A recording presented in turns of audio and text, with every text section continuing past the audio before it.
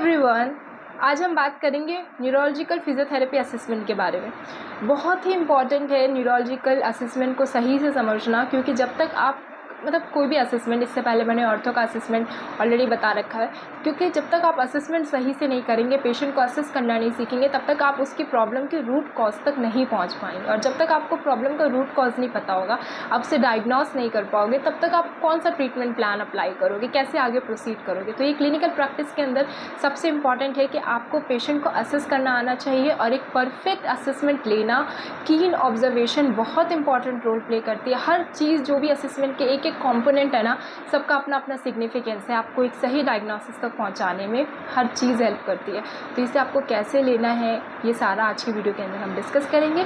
सो neurological assessment से related कोई doubt आपके दिमाग में नहीं रहेगा after this video. So listen carefully, focus के साथ पूरा वीडियो एंड तक ज़रूर देखना। सो जैसे आप बाकी असेसमेंट लेते हैं, जनरल असेसमेंट लेते हैं, ऑर्थोपेडिक असेसमेंट लेते हैं, सिमिलरली आपको न्यूरोलॉजिकल असेसमेंट लेना होता है। बस इसमें कुछ कंपोनेंट्स आपके और ऐड हो जाते हैं जो नर्वस सिस्टम से रिलेटेड होते हैं। यानी कि न्यूरोलॉजिकल कंडीशन वो कंडीशन है ना जहाँ पे आपका नर्वस सिस्टम इन्वॉल्व है, तो इसके अंदर आप नर्वस सिस्टम को भी अच्छे से असेस करते हैं और ज़्यादा फोकस के साथ असेस करते हैं। ठीक है, तो इसमें भी आपका SOAP प्रोटोकॉल होता है, यानी सब्जेक्टिव असेसमेंट होता है, देन ऑब्जेक्टिव असेसमेंट होता है, असेसमेंट एंड प्लान। ठीक है, सबसे पहले इसमें आप सब्जेक्टिव असेसमेंट लेते हैं, यानी कि वो इन्फॉर्मेशन जो आपको आपका सब्जेक्ट प्रोवाइड कर रहा है, यानी कि आपका पेशेंट प्रोवाइड कर रहा है, राइट। इसके अंदर फर्स्ट आपका डेमोग्राफिक डेटा आ जाएगा, जिसके अंदर आप name, age, gender, date, referred by, inpatient है, आउट पेशेंट है, ऑक्यूपेशन, एड्रेस, मोबाइल नंबर, ये सारी चीज़ें ऐड करते हैं, जो कि एक डेमोग्राफिक डेटा आपको प्रोवाइड करते हैं। उसके बाद आपका आ जाता है चीफ कंप्लेन, यानी कि पेशेंट किस प्रॉब्लम के साथ आपके पास आया है, ये आपको पेशेंट की लैंग्वेज में लिखनी है। ठीक है, जो भी वो कंप्लेन करेगा, हाथों में झंझनाहट हो रही है, पैरों में झंझनाहट होती है, पसीने आते हैं, कुछ भी हो सकता है, पेन हो रहा है, पैर नहीं उठ रहा, चल नहीं पा रहे हैं, जो भी वो बोलता है बस आपको वही चीज़ इंग्लिश में लिखनी होती है। अपना कुछ यहाँ पर मेडिकल टर्मिनोलॉजी यूज़ नहीं करना है। So that is your chief complain. Chief complain लेने के बाद आप पेशेंट की हिस्ट्री पूछते हैं। पहले तो उससे कोई पास्ट मेडिकल हिस्ट्री अगर उसकी है तो आप वो लेंगे, लाइक उसको कोई ऑलरेडी डायग्नोस की हुई कोई कंडीशन है, लाइक उसको डायबिटीज़ है, हाइपरटेंशन है, कुछ है, तो वो आपको लिखना है। उसके अलावा क्योंकि बहुत सारी कंडीशन इंटरलिंक्ड होती है और किसी क्रोनिक कंडीशन की वजह से कोई न्यू प्रॉब्लम भी अराइज हो सकती है, तो पास्ट मेडिकल हिस्ट्री लेना ज़रूरी है। सर्जिकल हिस्ट्री अगर है, इससे पहले उसको कोई सर्जरी हुई है, वो भी इंटरलिंक हो सकती है, तो उसके बारे में भी आप मेंशन करेंगे।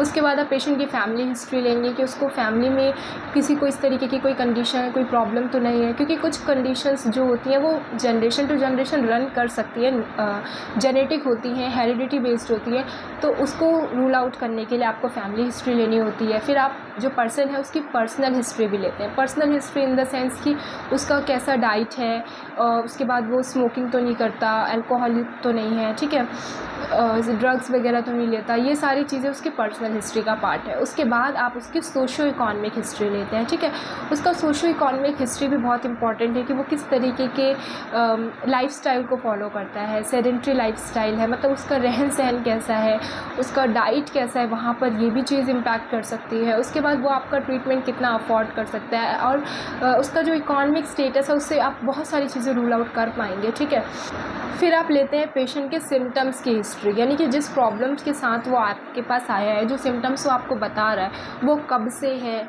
किस साइट पर है, कितने ड्यूरेशन से है, क्या करने से सिम्टम्स जो है वो एग्रीवेट हो जाते हैं, क्या करने से सिम्टम्स में रिलीफ मिलता है, राइट। तो रिलीविंग और एग्रीवेटिंग फैक्टर्स आप मेंशन करेंगे। देखो, सबका अपना अपना हो सकता है, कंडीशन टू कंडीशन वेरी करती है। कुछ कंडीशन ऐसी हैं जो रेस्ट में बढ़ जाती है, जैसे पेशेंट सुबह उठता है ना सोने के बाद, तो उसको पेन ज़्यादा रहता है, ठीक है, और जैसे ही थोड़ा बहुत वो एक्टिविटी करता है, चलता फिरता है, तो उसको पेन रिलीव होने लगता है। वहीं पे कुछ ऐसी कंडीशंस हैं जो चलने फिरने से एग्रीवेट हो जाती हैं, और जैसे ही पेशेंट रिलैक्स करता है, रेस्ट करता है, तो उसको वो रिलीफ मिलता है। तो वो भी ना आपको बहुत ज़्यादा कंडीशन तक पहुंचने में हेल्प करती है कि कौन सी प्रॉब्लम उसको रिलीव करा रही है, प्रॉब्लम को कौन से फैक्टर्स हैं जो रिलीव करा रहे हैं और कौन से फैक्टर्स हैं जो एग्रीवेट करा रहे हैं। ठीक है, उसके बाद आप उसके सिम्टम्स की सिवियरिटी भी पूछ सकते हैं। ये सारा आपका आ जाता है हिस्ट्री टेकिंग के अंदर। उसके बाद आप बॉडी चार्ट दिखा सकते हैं पेशेंट को, और उसमें एग्जैक्ट जो लोकेशन है ना पेन का, प्रॉब्लम का, पैरेस्थीसिया, कुछ भी जो उसको फील हो रहा है वो किस लोकेशन पे फील हो रहा है, स्वेलिंग है तो कहाँ पर है, वो आप बॉडी चार्ट के अंदर मेंशन कर सकते हैं। इंटरनल है, एक्सटर्नल है, मेंशन कर सकते हैं, ठीक है। उसके बाद हम पेन को असेस करते हैं कि पेन कितना ज़्यादा है, कितना सीवियर है। उसके लिए हम एक स्केल यूज़ करते हैं, that is visual analogue scale. इसके लिए आपको पेशेंट को पहले एक्सप्लेन करना है कि आपका जो पेन है, अगर उसको हम 1 से लेके 10 तक के ग्रेडिंग में एक स्केल में रखें तो आप उसको कितना ग्रेड देंगे, राइट। यानी कि अगर आपको बहुत ज़्यादा पेन है तो आप 8, 9, 10 ग्रेड करेंगे। आपको मॉडरेट पेन है जो आप बर्दाश्त कर सकते हैं तो 4, 5, 6 इस तरीके की रेटिंग देगा पेशेंट। और जैसे जैसे आप ट्रीटमेंट देंगे पेन कम होता जाएगा तो जो ग्रेड है, जो पेन का जो ग्रेडिंग है वो 3, 2, 1, 0 पर भी आएगा एक दिन। तो ये आप एक तरीके से ना जो व्यास स्केल है, विजुअल एनालॉग स्केल, इसको आप एक पैरामीटर की तरह भी यूज़ कर सकते हैं। वीकली ट्रीटमेंट के बाद आप देख सकते हैं कि जो पेन है उसमें कितना सुधार हुआ है, पेशेंट की ग्रेडिंग्स जो है वो कम हो रही है या नहीं हो रही है, ट्रीटमेंट का जो रिज़ल्ट है वो अच्छा आ रहा है, पॉजिटिव आ रहा है या नहीं। इसके लिए आप एक तरीके का पैरामीटर की तरह भी इसे यूज़ कर सकते हैं। फिर आप पेशेंट के वाइटल्स नोट डाउन करते हैं जिसके अंदर heart rate, respiratory rate, blood pressure, ये सारी चीज़ें मेंशन करते हैं और यहाँ आपका सब्जेक्टिव असेसमेंट कंप्लीट हो जाता है। आते हैं ऑब्जेक्टिव असेसमेंट के अंदर। ऑब्जेक्टिव असेसमेंट के बहुत सारे कंपोनेंट्स हैं। तो सबसे पहले हमारा कंपोनेंट आता है ऑन ऑब्जर्वेशन, यानी कि the moment when patient come into your view. जैसे ही पेशेंट को आपने देखना स्टार्ट किया, जैसे ही वो आपके रूम में, आपके कैबिन में, आपके क्लिनिक में कहीं पर भी एंटर कर रहा है और वो आपके व्यू में आ गया, वहाँ से आपका ऑब्जर्वेशन स्टार्ट हो जाता है। यानी कि जो पेशेंट है उसका फेशियल एक्सप्रेशन कैसा है, वो कितने पेन में है, कैसे मूड से है, राइट। उसके अलावा आप उसको देख सकते हैं उसका गेट कैसा है, डेविएटेड गेट है, नॉर्मल गेट है, कैसा वॉकिंग पैटर्न है उसका, उसकी बॉडी बिल्ड कैसी है, एक्टोमॉर्फ है, मीजोमॉर्फ है, एंडोमॉर्फ है, राइट। एटीट्यूड ऑफ लिम्ब कैसा है। उसके अलावा आप क्या चेक कर सकते हैं, उसका टाइप ऑफ गेट, कोई डिफॉर्मिटी, विजिबल डिफॉर्मिटी अगर प्रेजेंट है, लाइक फ्लेक्सर डिफॉर्मिटी में हैंड है, आपका फुट ड्रॉप है, कुछ भी विजिबल डिफॉर्मिटी है आपको वो दिख जाएगी वहाँ पर। उसके बाद वेंटिलेशन का मोड ऑफ वेंटिलेशन कैसा है, नॉर्मल है या फिर वो आर्टिफिशियल वेंटिलेशन में है, ठीक है। उसके बाद आप उसका रेस्पिरेटरी पैटर्न भी ऑब्जर्व कर सकते हैं। एब्डोमिनोथोरेसिक है या थोरैको एब्डोमिनल है। एब्डोमिनोथोरेसिक बेसिकली मेल्स में दिखता है जब इंस्पिरेशन के टाइम पे जो एब्डोमिनल वॉल है ना वो बाहर की तरफ आने लगती है, राइट। और जो थोरैको एब्डोमिनल ब्रीदिंग है वो फीमेल्स और बच्चों में दिखता है जब इंस्पायर करती हैं फीमेल्स या बच्चे, तो उसमें जो चेस्ट वॉल है वो बाहर आती है, दैट इज़ योर थोरैको एब्डोमिनल। तो ब्रीथिंग पैटर्न भी आप यहाँ पे नोटिस कर सकते हैं। उसके अलावा आप उसका कोई एक्सटर्नल अप्लायंस तो नहीं है, स्प्लिंट या फिर कोई ऑर्थोसिस लगाया हुआ है या फिर केन, वॉकर, क्रच की हेल्प से आ रहा है, कोई कैथेटर है, बैंडेजिंग है, ये सारा आप वहाँ पे ऑब्जर्व कर सकते हैं। इसमें आपको कहीं पेशेंट को टच करने की ज़रूरत नहीं है। नेक्स्ट आप देखते हैं ऑन पैल्पेशन, यानी कि पैल्पेट करके आप क्या क्या चीज़ें फाइंड आउट कर सकते हैं। सबसे पहले तो आप देख सकते हैं कि पेशेंट में टेंडरनेस है या नहीं है, और अगर है तो कितना है, किस ग्रेड तक है। टेंडरनेस का मतलब हुआ कि पेशेंट जो है अफेक्टेड एरिया को टच करने पर बता रहा है कि उसको पेन है, ठीक है। So patient complaining of pain while touching that extremity और अफेक्टेड पार्ट, ठीक है, दिस इज टेंडरनेस। इसका मतलब क्या हुआ, सपोज अगर पेशेंट बोलता है कि डॉर्सम ऑफ हैंड में पेन है और आपने उसको टच करके देखा, अगर हल्का पेन है तो वो टच करने देगा, आप ज़्यादा टच करेंगे तो वो बोल सकता है कि दर्द हो रहा है मत कीजिए, राइट। लेकिन अगर बहुत ही ज़्यादा सीवियर है तो आपके टच करने से ही वो एक विड्रॉ रिस्पॉन्स शो करेगा, दैट इज़ कि वहाँ पे जो टेंडरनेस है वो बहुत ज़्यादा है। उसके अलावा आप क्या देख सकते हैं, एडिमा। एडिमा पिटिंग भी हो सकता है, नॉन पिटिंग भी हो सकता है। पिटिंग एडिमा का मतलब क्या हुआ कि ऐसी स्वेलिंग जिसको आपने अगर प्रेस करके रखा है तो वो कुछ सेकेंड्स तक वहाँ पे एक खड्डा बना हुआ रहता है, दैट इज़ पिटिंग एडिमा, ठीक है। नॉन पिटिंग एडिमा का मतलब क्या हुआ, स्वेलिंग जो है उसमें कोई डिप्रेशन नहीं दिख रहा है, ठीक है, that is your non pitting oedema.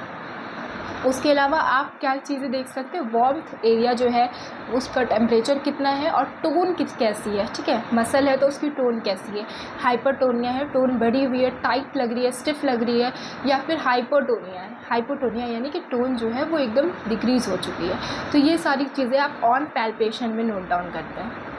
उसके बाद आपका आता है ऑन एग्जामिनेशन, यानी कि आप एग्जामिन करना है आपको पेशेंट को, ठीक है। लेकिन न्यूरोलॉजिकल असेसमेंट के अंदर ना आपको एग्जामिन करना होता है हायर जो आपका ब्रेन का जो सबसे ऊपर का जो पार्ट होता है ना, that is your cerebral cortex, वहाँ से आप एग्जामिन करना स्टार्ट करते हैं, यानी कि हायर मेंटल फंक्शंस देखते हैं, कॉग्निटिव फंक्शंस देखते हैं। ब्रेन के फंक्शंस देखने के बाद आप जो ब्रेन से नर्व्स निकल रही है, that is your cranial nerve, आप उनको देखते हैं कि वो इंटैक्ट है या नहीं है। उसके बाद आप स्पाइनल कॉर्ड पे आते हैं, स्पाइनल नर्व्स पे आते हैं और पेरिफेरी तक जाते हैं, राइट, कि मसल्स का जो इन्वॉल्वमेंट है, एमएमटी है, right, your range of motions, वहाँ तक आप पहुँचते हैं। तो this is the proper examination of a neurological patient, ठीक है। तो वन बाय वन डिस्कस करते हैं। सबसे पहले आप हायर मेंटल फंक्शन में, हायर मेंटल फंक्शन के अंदर सबसे पहले आप चेक करते हैं level of consciousness. Level of consciousness को चेक करना इसलिए इम्पॉर्टेंट है, इससे आप रूल आउट करते हैं कि जो आपका पेशेंट है वो कॉमा में तो नहीं है, कितना कॉन्शियस है। वो चेक करने के लिए हम स्केल यूज़ करते हैं, that is your GCS, Glasgow comma scale. इसके अंदर 3 कंपोनेंट होते हैं, your I opening, verbal response and motor response, जिसकी टोटल ग्रेड होती है 15, ठीक है। जैसे आई ओपनिंग में आप अगर पेशेंट स्पॉन्टेनियसली ऐसी आंखें खोल रहा है जैसे हम और आप खोल रहे हैं, तो आप उसको ग्रेड 4 देंगे, ठीक है। ऑन स्पीच, लाइक आप पेशेंट का नाम ले रहे हैं, पेशेंट को बुलाने पर अगर पेशेंट आंखें खोल रहा है, रिस्पॉन्स कर रहा है, तो दैट इज़ 3 ग्रेड। और बोलने पर नहीं खोल रहा है, लेकिन अगर आपने उसको पेन करा, प्रिक करा, ठीक है, पिन करा, तो उस पर अगर वो आइज़ ओपन कर रहा है, that means the grade is 2, ठीक है। और बोलने पर भी नहीं कर रहा, पेन से भी नहीं कर रहा, मतलब वो आइज़ ओपन ही नहीं कर रहा, दैट इज़ द ग्रेड 1।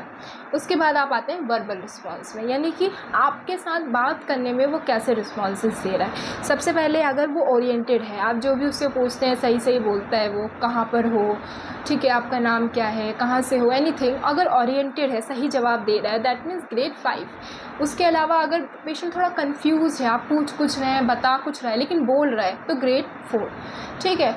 उसके बाद आपका पेशेंट बोल तो रहा है लेकिन वर्ड्स सही नहीं निकल रहे हैं, तो ग्रेड इज़ 3। ग्रेड 2 कब होगा? जब पेशेंट समझ ही नहीं पाएगा आपकी बात को, ना ही उसके रिस्पॉन्स आपको समझ में आएंगे, ठीक है, वो बिल्कुल ब्लैंक है, दैट इज़ ग्रेड 2। ग्रेड 1 में कोई रिस्पॉन्स नहीं, ठीक। मोटर रिस्पॉन्स के अंदर अगर आप पेशेंट को कमांड दे रहे हैं कि अपना हाथ उठाओ और वो उठा ले रहा है, ठीक है, सिंपली अगर समझाया जाए, तो दैट इज़ ग्रेड 6, सब इंटैक्ट है, उसने आपकी कमांड को फॉलो करा, तो ग्रेड 6, ठीक है। वहीं पर अगर आप लोकलाइज पेन दे रहे हैं, तब मूवमेंट हो रही है, तो ग्रेड 5। उसके बाद अगर आपका पेन की वजह से वो विड्रॉ कर रहा है, ठीक है, तो ग्रेड 4। एबनॉर्मल फ्लेक्शन है तो 3, एबनॉर्मल एक्सटेंशन है तो 2, और अगर किसी तरीके का कोई मोटर रिस्पॉन्स ही नहीं है तो दैट इज़ ग्रेड 1। तो ग्लासगो कॉमा स्केल के अंदर आपने देखा कि हमने ग्रेड जो है मिनिमम, इसमें ग्रेड अगर तीनों कंपोनेंट में 1 1 1 आया तो 3 आ सकता है, और मैक्सिमम अगर सारे कंपोनेंट में फुल मार्क्स आए, फुल स्कोर हुआ, तो 15 हो सकता है, ठीक है। तो जितना ज़्यादा कम स्कोर होगा उतना डीपर जो पेशेंट है वो कॉमा में होगा, ठीक है। तो अगर 8 से कम आता है, दैट मीन्स जो पेशेंट है आपका वो कॉमा में है, और जितना ज़्यादा कम होता जाएगा, जो कॉमा है पेशेंट का, जो कॉमा का जो रेंज है वो और ज़्यादा डीपर होता जाएगा, ठीक है। तो this is the evaluation of higher mental function. उसके बाद आप चेक करते हैं उसके कॉग्निटिव फंक्शंस को।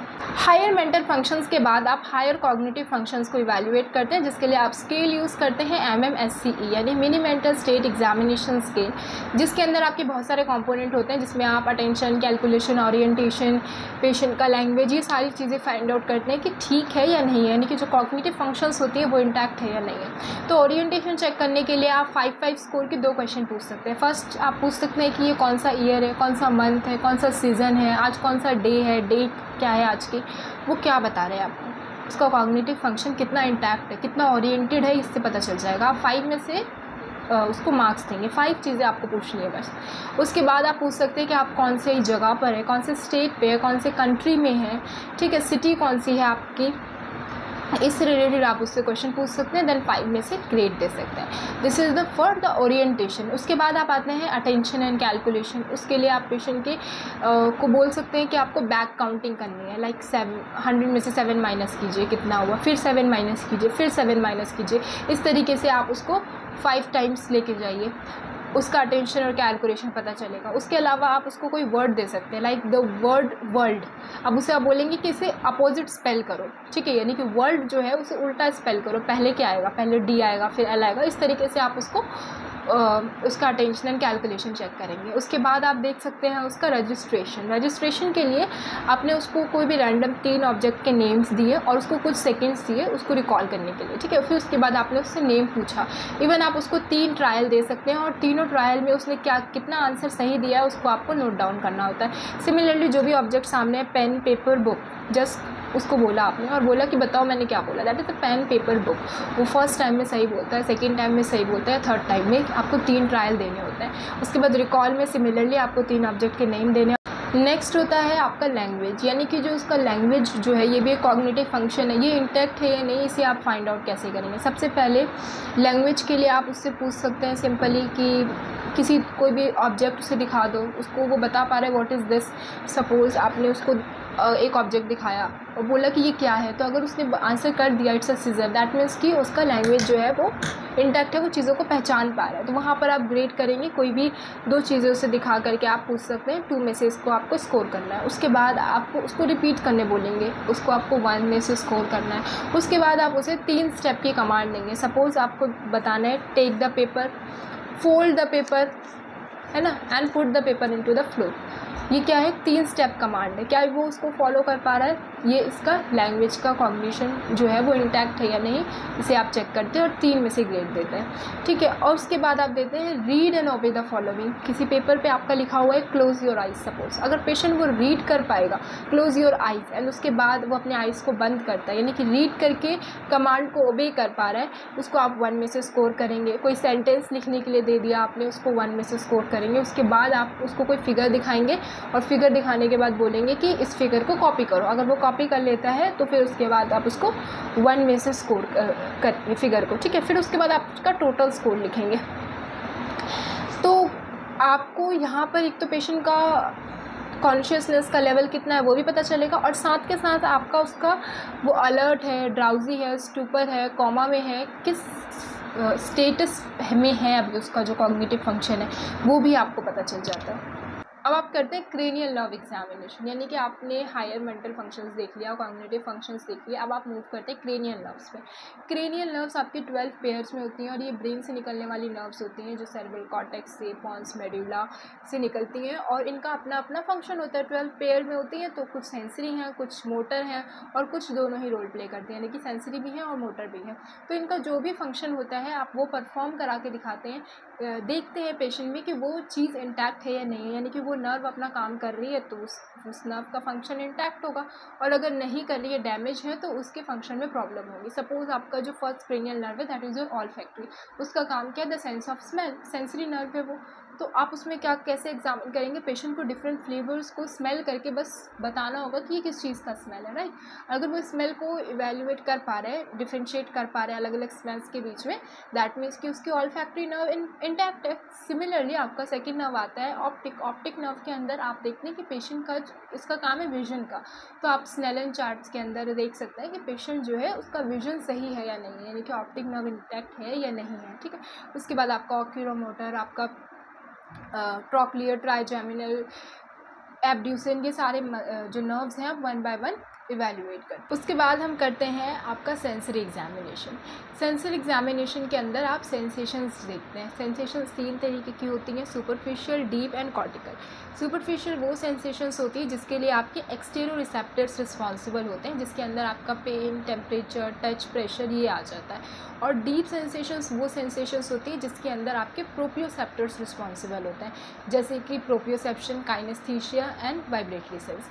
सिमिलरली आपके आते हैं कॉर्टिकल सेंसेशन, जिसके अंदर आपके एक्सटेरोसेप्टर्स एंड प्रोप्रियोसेप्टर्स दोनों ही रिस्पॉन्सिबल होते हैं, जिसके अंदर आपका आ जाता है स्टीरियोग्नोसिस, बैरोग्नोसिस, गैफेस्थीसिया, 2 पॉइंट डिस्क्रिमिनेशन, टैक्टाइल लोकलाइजेशन, ये सारे सेंसेशंस। तो अब इन्हें चेक कैसे करेंगे, सबसे पहले आते हैं सुपरफिशियल पे।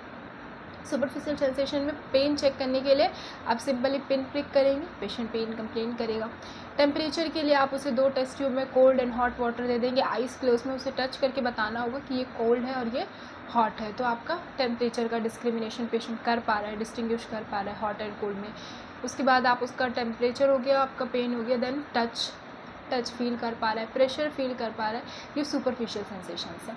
अब डीप को चेक करने के लिए फर्स्ट था हमारा प्रोप्रियोसेप्शन। प्रोप्रियोसेप्शन का मतलब होता है the sense of joint position, आपका जॉइंट कहाँ पर है उसका सेंस अगर पेशेंट को है, that is proprioception, right. Eyes close में वो बता पाता है कि उसका हाथ किस पोजीशन पे है, किस मूवमेंट पर है, एक्सटेंड है, फ्लेक्स है, दैट इज़ द प्रोप्रियोसेप्शन, ठीक है। और काइनेस्थीसिया का मतलब होता है द सेंस ऑफ मूवमेंट, ठीक है। जॉइंट का जो मूवमेंट होता है उसका सेंस अगर पेशेंट को है, दैट इज़ द काइनेस्थीसिया। इसके अंदर काइनेस्थीसिया के अंदर आप सिंपली पेशेंट को बोलेंगे कि आपको अपना हाथ इतना मोड़ना है, सपोज 90 डिग्री मोड़ना है, ठीक है। तो अगर आइज़ क्लोज में वो आपके दिए हुए कमांड्स को ओबे कर पा रहा है प्रॉपरली, आइज़ क्लोज में उसको इतना अंदाज़ा है कि उसको हाथ इतना मोड़ने के लिए कहा गया था, दैट मीन्स कि उसका जो काइनेस्थीसिया वाला सेंसेशन है, यानी जो सेंस ऑफ जॉइंट पोजीशन है, सेंस ऑफ मूवमेंट है, वो इंटैक्ट है, ठीक है। उसके बाद आपका आता है sense of vibration. Vibratory sense के लिए आप सिंपली ट्यूनिंग फॉर्क से उसका वाइब्रेशन चेक कर सकते हैं। अब आते हैं हम कॉर्टिकल सेंसेशन में। कॉर्टिकल सेंसेशन के अंदर सबसे पहले आता है आपका स्टीरियोग्नोसिस, यानी कि टेक्सचर को पेशेंट आइडेंटिफाई कर पाता है या नहीं। अगर उसके हाथ में पेपर है तो बता सकता है दिस इज़ अ पेपर, आपने की दे दी तो उसके आइज़ क्लोज में उसको टच करके बता पाता है this is a key, this is a pen, this is a paper, this is a hanky और अ फैब्रिक, एनीथिंग। उसके टेक्सचर को आइडेंटिफाई करना है स्टीरियोग्नोसिस। उसके बाद आप चेक करते हैं ग्राफिस्थीसिया, यानी कि पेशेंट के पाम पे या फिर डॉर्सम पे आप कोई अल्फ़ाबेट ड्रॉ कर रहे हैं और पेशेंट को बोल रहे हैं कि आइज़ क्लोज करके बताइए कि मैंने क्या बनाया, 3 बनाया, सर्कल बनाया, जो भी चीज़ है, ठीक है।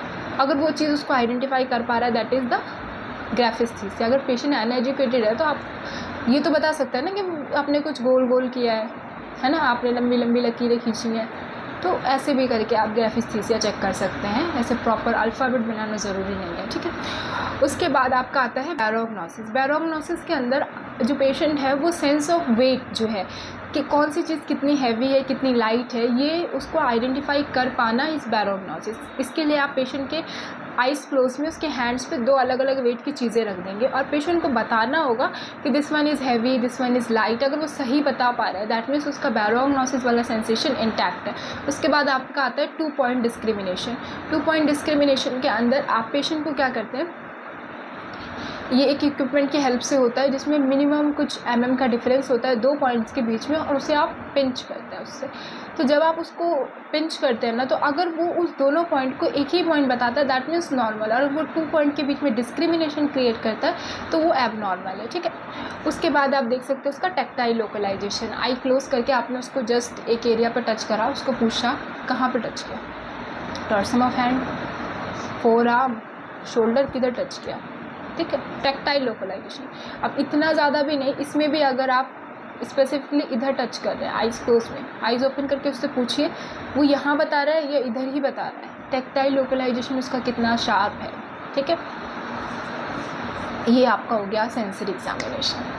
सेंसरी असेसमेंट के बाद हम आते हैं मोटर असेसमेंट में। मोटर असेसमेंट में सिंपली हम सबसे पहले उसका रेंज ऑफ मोशन देखेंगे, अपर लिम्ब का भी देखेंगे, लोअर लिम्ब का भी देखेंगे, राइट भी देखेंगे, लेफ़्ट भी देखेंगे, क्या रेंजेस हैं, न्यूरोलॉजिकल पेशेंट है कितना, किस एक्सटेंट तक रेंजेस हैं, रेंजेस हैम्पर हो रही हैं या नहीं हो रही हैं। एक होता है कुछ जनरलाइज कंडीशन होती है, जैसे कि आपका हो गया मस्कुलर डिस्ट्रोफी, इसमें सारी रेंजेस धीरे धीरे इन्वॉल्व होंगी, मतलब सारी जॉइंट्स इन्वॉल्व होंगी, तो सारे मसल्स के और जो जॉइंट्स के रेंजेस हैं वो यहाँ पर मतलब हैम्पर करेंगे। और कुछ कंडीशन है जो एक पर्टिकुलर रेंज को इम्पैक्ट करे, जैसे फुट ड्रॉप है, ठीक है, तो आपके फुट का फ्लेक्शन, जो डॉर्सी फ्लेक्शन और प्लांटार फ्लेक्शन है, वो वहाँ पे हैम्पर होगा, ठीक है। साथ के साथ अगर उसके कॉम्प्लीमेंट्री जॉइंट्स में अगर प्रॉब्लम आएगी तो नी में आएगी, ठीक है, लेकिन उसका कोई सिग्निफिकेंस या कोई कनेक्शन आपके शोल्डर, एल्बो या रिस्ट के जॉइंट से नहीं है फुट ड्रॉप के पेशेंट में। सिमिलरली रिस्ट ड्रॉप के पेशेंट में कोई फुट से कनेक्शन नहीं है। तो ये कंडीशन टू कंडीशन वेरी करता है। आप रेंजेस सारी लेते हैं, ठीक है। स्पाइन की भी आप रेंज ऑफ मोशन ले सकते हो। रेंज ऑफ मोशन आप कैसे लेंगे, with the help of goniometer, और स्पाइन के लिए इंच टेप का यूज़ होता है, तो आप उसके सारे रेंजेस जो है वो नोट डाउन करते हैं, ठीक है। ये इवैल्यूएशन में के साथ साथ एक पैरामीटर की तरह भी यूज़ होता है। जब आप ट्रीटमेंट दे देंगे तो ट्रीटमेंट के बाद जो है रेंजेस, उसमें कितनी इम्प्रूवमेंट आई है वो भी आप चेक कर सकते हैं कि रेंजेस बढ़ी हैं या नहीं बढ़ी हैं। उसके बाद आप मसल की स्ट्रेंथ चेक करते हैं, जिसके लिए आप एमएमटी का यूज़ करते हैं, मैनुअल मसल टेस्टिंग।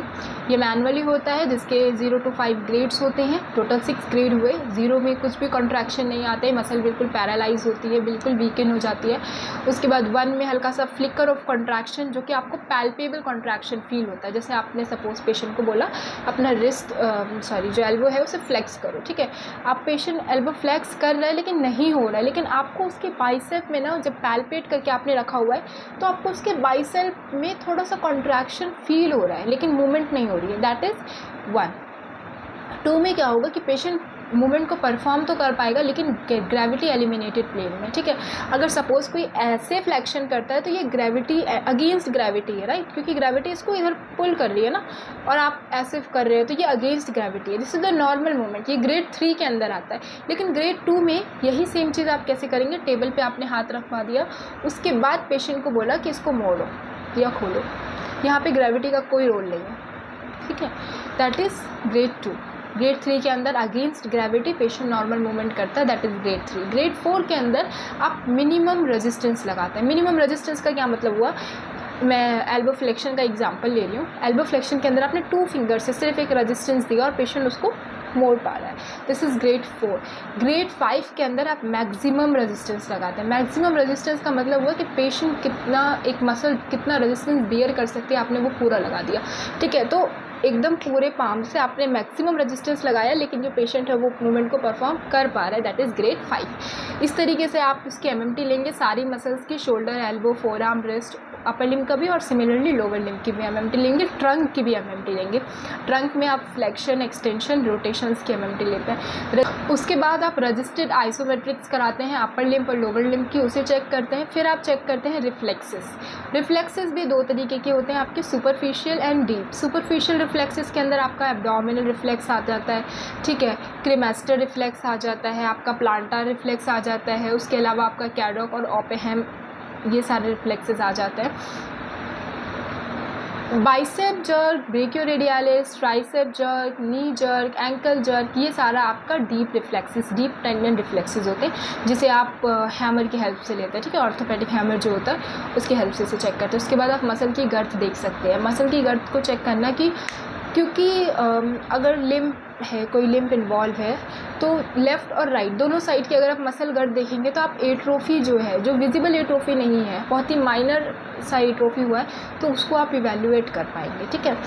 तो मसल गर्थ को आप इंच टेप के हेल्प से देख सकते हैं। जहाँ पर एरिया, जिस एरिया के अंदर मसल सबसे ज़्यादा बल्कि होगी ना, वहाँ से आपको मसल गर्थ मेजर करनी है, ठीक है। फोर आर्म की ले सकते हैं आप, आर्म की ले सकते हैं, थाइज़ और काफ की मसल गर्थ देख सकते हैं। लेफ्ट और राइट दोनों की लेनी है और सेंटीमीटर में मेंशन करना है।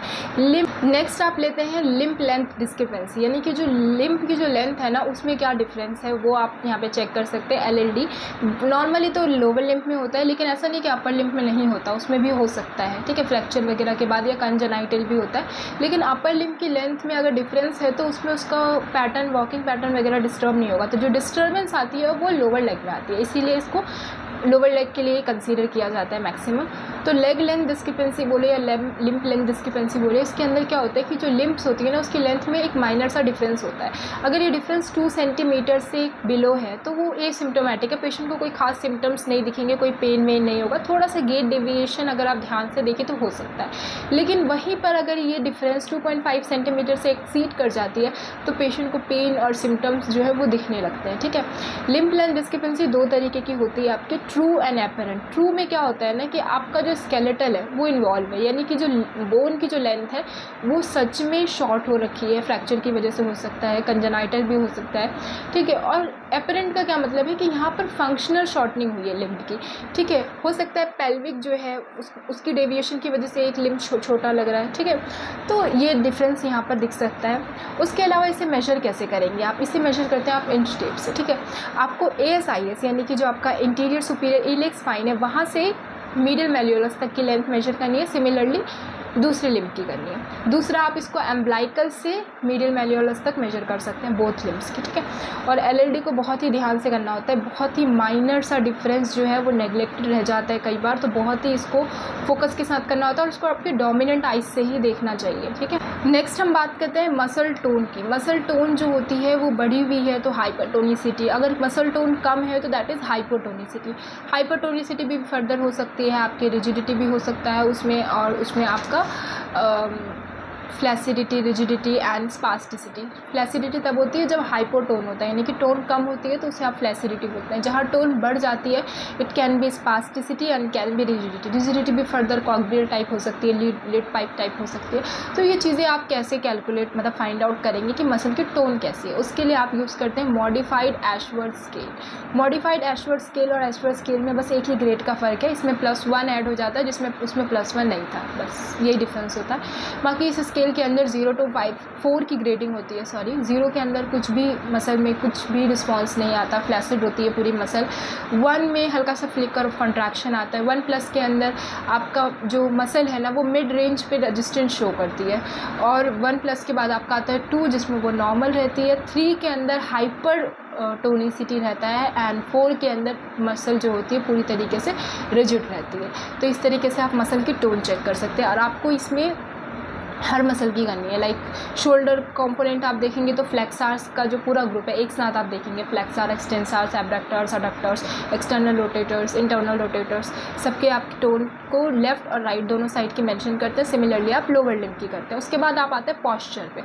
पॉस्चर को आप एनालाइज करते हैं स्टैंडिंग, सिटिंग एंड लाइंग, तीनों तरीके का पॉस्चर आप देख सकते हैं। अगर पेशेंट आपका बेड रिडन है तो आप तो उसका लाइन पोस्चर ही आप देखेंगे, आप फ्रंट व्यू देख सकते हैं, बैक व्यू देख सकते हैं, साइड व्यू देख सकते हैं, और जो आपके पोस्चर्स का जो एनालिसिस है वो आप कर सकते हैं। लाइक जो शोल्डर का लेवल, ईयर का लेवल, ठीक है, ASIS का लेवल आपके, ठीक है। तो ये सारी चीज़ें आप पोस्चर एनालिसिस में करते हैं। उसके बाद आप करते हैं गेट एनालिसिस, जिसके अंदर आप स्टांस और स्विंग दोनों ही फेस को एनालाइज करते हैं। स्टेप का जो लेंथ है, स्टेप की विड्थ कितनी है, टो एंगल कितना है, कैडेंस यानी कि जो नंबर ऑफ स्टेप पर मिनट है वो कितना है, वो सारी चीज़ें आप इसमें मेजर करते हैं। That is your gait analysis. उसके बाद आप आते हैं बैलेंस। बैलेंस के लिए आप स्टैटिक बैलेंस देखते हैं एंड डायनामिक बैलेंस सीखते हैं। स्टैटिक बैलेंस के अंदर आप sitting, standing and tandem standing में पेशेंट को चेक करते हैं, उसका बैलेंस कैसा है, उसकी बॉडी का जो मूवमेंट है वो कैसा है, ठीक है। आइज़ ओपन में भी देखेंगे आप, आइज़ क्लोज में भी देखेंगे यहाँ पर। एंड डायनामिक बैलेंस के अंदर आप रीचिंग एक्टिविटीज़ करा सकते हैं, पर्टर्बेशन देख के दे सकते हैं, वाई बैलेंस टेस्ट करा सकते हैं बैलेंस को देखने के लिए। उसके बाद आप हैंड फंक्शंस देखेंगे, हैंड्स जो है वो फाइन मोटर मूवमेंट जो है वो कर पा रहा है या नहीं, लाइक रीचिंग, ग्रास्पिंग, रिलीजिंग, इस तरीके की एक्टिविटीज़ वो कर रहा है या नहीं, असिस्टेड डिवाइस तो नहीं यूज़ हो रहा। उसके बाद हम बात करते हैं कोऑर्डिनेशन की। कोऑर्डिनेशन में हम नॉन इक्विलिब्रियम एंड इक्विलिब्रियम दो तरीके के टेस्ट कराते हैं। नॉन इक्विलिब्रियम टेस्ट के अंदर like finger to finger, finger to therapist finger, इस तरीके के टेस्ट, ड्रॉ अ सर्कल, ठीक है। और आपका क्या है, मास्क ग्रैस्प कैसा है, सुपिनेशन, प्रोनेशन, इसे डिसडायडोकोकाइनेशिया भी कहते हैं, जो आप फ्रीक्वेंटली सुपिनेट प्रोनेट कराते हैं हाथ को, ठीक है। अगर कोऑर्डिनेशन अच्छा है तो ये टेस्ट वो सही से परफॉर्म कर लेगा। रीबाउंड टेस्ट आप देख सकते हैं, टैपिंग देख सकते हैं, हैंड की टैपिंग, फुट की टैपिंग फ्लोर के अंदर, ठीक है। उसके बाद आप उसे बोल सकते हो draw a circle with hand, draw a circle with foot, ये सारा नॉन इक्विलिब्रियम टेस्ट है, ठीक है। अब इक्विलिब्रियम टेस्ट के अंदर आपका क्या आता है, आप स्टैंडिंग टेस्ट आप कर सकते हैं। नॉर्मल पॉस्चर उसका देखेंगे, आइज़ ओपन में देख सकते हैं, आइज़ क्लोज में देख सकते हैं, स्टैंडिंग विद फुट टुगेदर, ठीक है। टेंडम स्टैंडिंग पे देख सकते हैं, पेशेंट को 1 फुट पे स्टैंड करा के देख सकते हैं, standing with lateral trunk flexion. उसके बाद साइड वे वॉक करा के देख सकते हैं, बैक वे वॉक करा के देख सकते हैं, टेंडम वॉक करा के देख सकते हैं। ये सारा उसका इक्विलिब्रियम टेस्ट है उसके लिए, कोऑर्डिनेशन के लिए, ठीक है। हील वॉक करा सकते हैं, टोज वॉक करा सकते हैं, ये सारा आपका इक्विलिब्रियम टेस्ट आ जाता है कोऑर्डिनेशन इंटैक्ट है या नहीं। उसके बाद हम आते हैं सिस्टमिक रिव्यू पे, यानी कि बॉडी के जो सिस्टम्स हैं उनका एक रिव्यू लेते हैं हम। सबसे पहले हम इंटेग्यूमेंट्री सिस्टम देख सकते हैं, जिसके अंदर आप स्किन देखेंगे, स्किन का क्या स्टेटस है वो देखेंगे, स्किन का टेक्सचर या कोई प्रेशर सोर तो नहीं बना हुआ है, ठीक है, कहीं वुंड तो नहीं है। This is the integumentary system का रिव्यू। उसके बाद आप रेस्पिरेटरी सिस्टम का रिव्यू देखेंगे, उसके अंदर आप उसका स्टेटस देखेंगे, सिक्रीशन तो नहीं है, पैटर्न ऑफ ब्रीदिंग कैसा है, चेस्ट वॉल और थोरेसिक स्पाइन में कोई डिफॉर्मिटी तो नहीं है, ये सारा रेस्पिरेटरी सिस्टम के अंदर आता है। फिर आप कार्डियोवैस्कुलर सिस्टम का स्टेटस देखते हैं, डीवीटी तो नहीं है, ठीक है, ब्लड प्रेशर वगैरह ये सारा आप मेजर करते हैं। मस्कुलोस्केलेटल सिस्टम का रिव्यू देख सकते हैं, कहीं कोई सबलक्सेशन, कोई कंट्रैक्चर, राइट, कोई आपका फॉल्टी जॉइंट मोबिलिटी, अदर कोई पैथोलॉजी तो नहीं है। बॉवल ब्लैडर फंक्शंस देख सकते हैं, इनकॉन्टिनेंस तो नहीं है, लाइक यूरिनरी या बॉवल इनकॉन्टिनेंस। गैस्ट्रोइंटेस्टाइनल ट्रैक का आप रिव्यू ले सकते हैं। उसके बाद आप ऑटोनॉमिक सिस्टम का रिव्यू ले सकते हैं, जिसमें आपका वेजोमोटर, सूडोमोटर्स, आपका ट्रॉफिक चेंजेस, पॉस्चरल हाइपोटेंशन तो नहीं है, और रिफ्लेक्स सिंपैथेटिक डिस्ट्रोफी, ये सारा आपका एक सिस्टमिक रिव्यू था, ठीक है। उसके बाद आप आते हैं फंक्शनल असेसमेंट के अंदर। फंक्शनल असेसमेंट के अंदर हम यूज़ करते हैं FIM, functional independence measure scale. इसके अंदर ना आपके बहुत सारे कंपोनेंट्स होते हैं, ठीक है, जैसे इवैल्यूएशन 1 होता है, जिसके अंदर आप सेल्फ केयर देखते हैं, पेशेंट का फूड, क्लीन जो केयर ऑफ अपीयरेंस है, हाइजीन है, अपर बॉडी और लोअर बॉडी की ड्रेसिंग है वो खुद कर पाता है, इंडिपेंडेंट है, पार्शियली इंडिपेंडेंट है, या फिर पूरी तरीके से दूसरे पर डिपेंडेंट है, उस हिसाब से आप इसको स्कोर करते हैं। स्फिंक्चर कंट्रोल कैसा है, ब्लैडर कंट्रोल, बॉबल कंट्रोल कैसा है, मोबिलिटी कैसी, यानी बेड टू चेयर, चेयर से व्हील चेयर पे खुद जाता है, या किसी का असिस्टेंस चाहिए उसको, या पूरी तरीके से वो डिपेंडेंट है मोबिलिटी के लिए, ठीक है।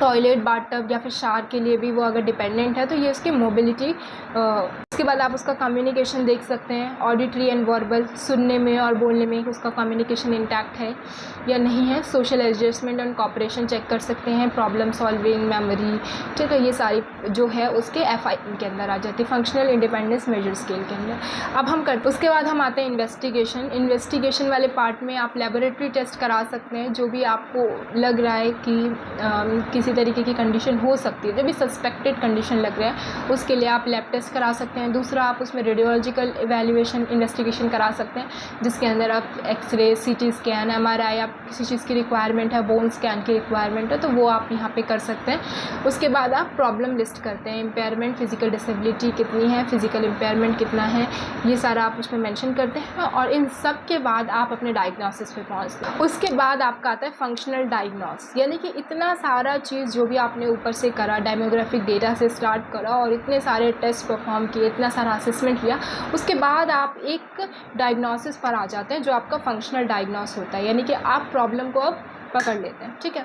अब कंडीशन जो भी आपने वहाँ पे फाइंड आउट करी वो यहाँ पे आप मेंशन करेंगे। आप कंडीशन मेंशन करने के बाद अब आप उसके गोल्स लिखेंगे, राइट, कैसे ट्रीटमेंट देना है, शॉर्ट टर्म क्या गोल है और लॉन्ग टर्म क्या गोल है। शॉर्ट टर्म गोल जो होता है सिम्टोमेटिक ट्रीटमेंट के लिए होता है, जैसे पेन वगैरह है तो पहले उसको रिड्यूस करना ज़रूरी है। फिर लॉन्ग टर्म गोल के अंदर जो डिफॉर्मिटी बनी है, जो प्रॉब्लम वहाँ पर डेवलप हुई है, जो रूट कॉज है उसको कैसे हम दूर कर सकते हैं, क्रोनिक है और अगर ऐसी कंडीशन है जो कि बढ़ती चली जाएगी तो उसको रोकना कैसे है, राइट, उसको प्रिवेंट कैसे करना है, फर्दर कोई प्रॉब्लम ना हो, फर्दर कोई कॉम्प्लिकेशन ना हो, उसको कैसे प्रिवेंट करना है, ठीक है। और अगर क्योर होने वाली कंडीशन है तो उसको कैसे क्योर करना है। स्पोर्ट्स पर्सन है, स्पोर्ट्स रिलेटेड अगर इंजरी हुई है और न्यूरोलॉजिकल हैम्पर हो गया है तो कैसे आप उसका गोल बनाएंगे, ट्रीटमेंट प्रोटोकॉल का लॉन्ग टर्म गोल आपका क्या होना चाहिए वो आप यहाँ पे मेंशन करते हैं। उसके बाद आप अपना ट्रीटमेंट प्लान लिखते हैं। ट्रीटमेंट प्लान के अंदर आप जो भी ट्रीटमेंट उसको देते हैं वीक वाइज वो वहाँ पे मेंशन करते हैं।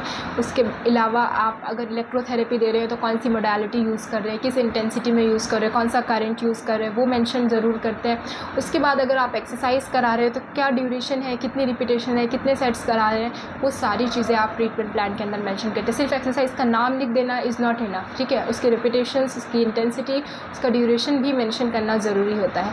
उसके साथ साथ आप लास्ट में होम प्रोग्राम मेंशन करेंगे, क्योंकि पेशेंट अगर OPD वाला है आपके पास विजिट करता है उसके बाद वो घर पे रहता है तो घर पे भी उसको वो कंटिन्यू करना है एक्सरसाइज, तो होम प्रोग्राम आप ज़रूर मेंशन करते हैं इसके अंदर। और कोई प्रिकॉशन है जिसका ध्यान रखना है तो वो मेंशन करेंगे आप। उसके बाद लास्ट में आप डेट लिखेंगे, इस थेरेपिस्ट का नेम, आपका नाम और आपका सिग्नेचर होता है। तो इस तरीके से आप न्यूरोलॉजिकल असेसमेंट फॉर्म फिल करते हैं और असेसमेंट बनाते हैं पेशेंट का। Hope you guys like the video and अगर आपको ये न्यूरोलॉजिकल असेसमेंट फॉर्म चाहिए तो आप मुझे इंस्टा पर DM कर सकते हैं और इंस्टा का जो लिंक है वो मेरे चैनल के अबाउट वाले सेक्शन में भी मेंशन है और मैं वीडियो के डिस्क्रिप्शन में भी आपको प्रोवाइड कर दूँगी, तो वहाँ पे DM कर सकते हैं। मैं आपको ये जो भी असेसमेंट फॉर्म है ये आपको दे दूँगी। So this is all about neurological physiotherapy assessment. Hope you guys like the video, do subscribe and share. Bye bye, take care.